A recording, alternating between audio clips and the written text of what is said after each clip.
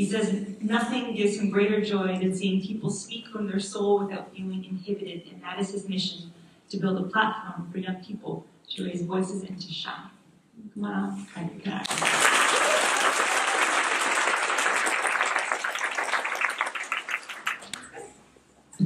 Good evening, everybody. I really do appreciate everyone coming out here for a night like tonight. I know it means a lot to me, and I hope that you can take some away from it as well. So as mentioned, my name is Kennard Bell. I'm a second-generation Canadian with true and strong Jamaican roots, and it is my mission to empower others to embrace their limitless potential and let their soul talk. Now, before I start,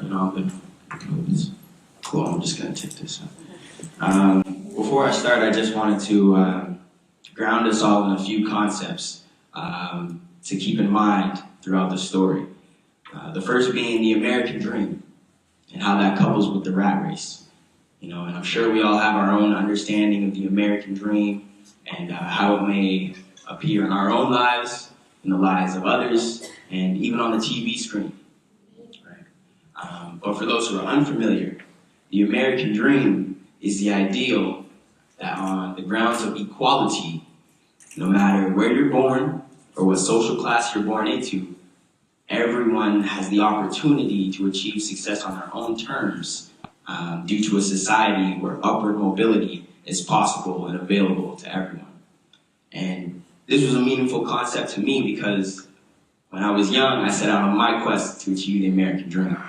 I was chasing a height, a pinnacle to reach. And football, I declared football was going to be my vehicle to get me there, right? But there's so many things that you go through on that journey that is really expressed or talked about truthfully.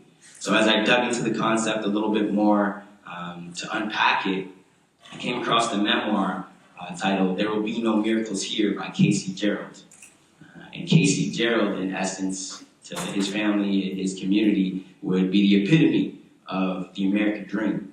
From going from a low socioeconomic status, he's a black man, a former orphan, to becoming a collegiate athlete, a Harvard graduate, a successful businessman, and a writer. And he talks about his quest to achieve the American dream, and he confesses that he erased his personality and became submissive to people in charge in order to progress.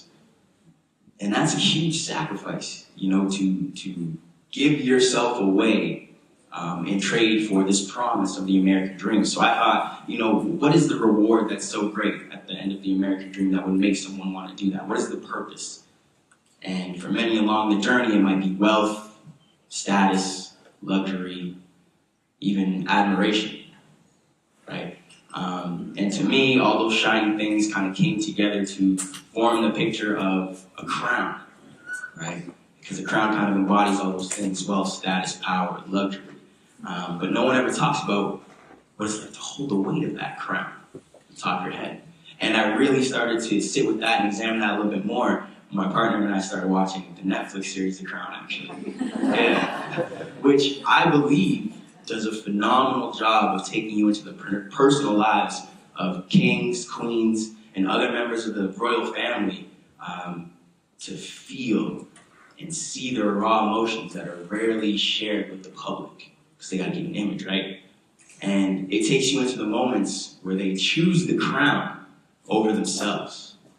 That's that sacrifice again, right? So from the beginning of when you begin your American dream, when you set out on that quest, from the beginning to when you get your crown, right? What happens in between is what has always piqued my interest. The development of a person, what influences their thoughts, actions, and behaviors, what sacrifices they make, what are the nature of those sacrifices and why. And in reference to my own experience, that space couldn't be explained any more profoundly and efficiently than using the term "to live in the wake," which was coined by highly esteemed English literature and Black studies scholar Christina Sharp.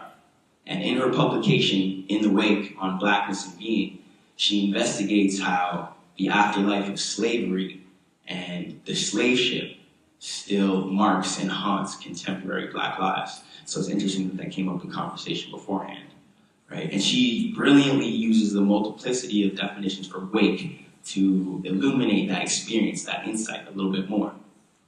One of the definitions being, for wake, being the trails left behind a ship, or observing death, right? And the last one that I wanted to really focus on was to be awake, to be in a state of consciousness, and in particular to the Black experience, to be in a state of double consciousness, right? So all of these, I was exposed to all these concepts in an oddly timely manner, and I knew there was a common theme connecting them all, but I was having trouble completely articulating what that common theme was, and I knew that I had to attach a personal experience to that. I knew I had to create a story to envision someone going through these three processes, right?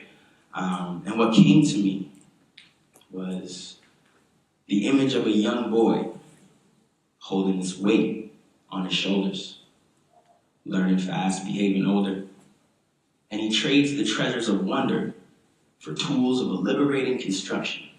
See, now he feels he's onto something, and the longer he contemplates, the quicker he sees the curtains closing, so no more thinking. Take your reason, fear, courage, and use it for motivation. It's time to go. It's his time to join the race. Mentally, he scrambles before he can run straight. He's just been trained to keep on moving, as his ancestors would say. It was teachings like these embedded through our urban anthologies, knowingly preparing our children for the trials that will befall them, which won't easily be explained through traditional systems still in place, so you must always protect your spirit. Because there are thieves that seek to steal, to kill, and to destroy what you've been gifted. And in this jungle that's filled with as much beauty as deception, my child, however will you tell the difference? You listen to the whispers of your soul amidst the noise of this world which can lead you astray. Become entangled in the madness of the maze to end up lost. All because your truth was rarely honored first. What a penance it is to hear your soul talk yet still remain voiceless. To live within the weight contained to punish the undeserving. To crave a world that gives you life but breathe as though the sky is closing and to see through eyes with two distinct, conflicting motives. All the grave stoicism will lead a burdened soul to purpose. Or vice versa. Like a calling for his name ran high above the clouds. A youthful soul has been chosen to bear the weight of the family crown. And so he chases, changes to match the essence of a true king's nature. The provider, the protector, stubbornly authoritative, unrelenting, independent, rejecting every weak emotion to the point where pride becomes a mask to hide what boils beneath the surface. You gotta ask yourself what's worth it. Don't be out here sacrificing for a hollow purpose. Understand that the pinnacle you seek was set to mirror success without you. Leading your worth to be measured through the achievements of those around you, an insidious condition that deludes the mind to blindly follow, which is why you need to protect your spirit. Unlearn the fear of uncertainty. Unlearn the patterned lockstep that was drilled in by authorities. Unlearn to see your neighbors as opponents in the race. And recognize that in this marathon, there's only room for one lane. Reclaim your eyes, define your truths, and love yourself enough to not be moved. Then you will see you need not chase. Eternal kingdoms are first built within. Thank you, everybody. Let your soul talk.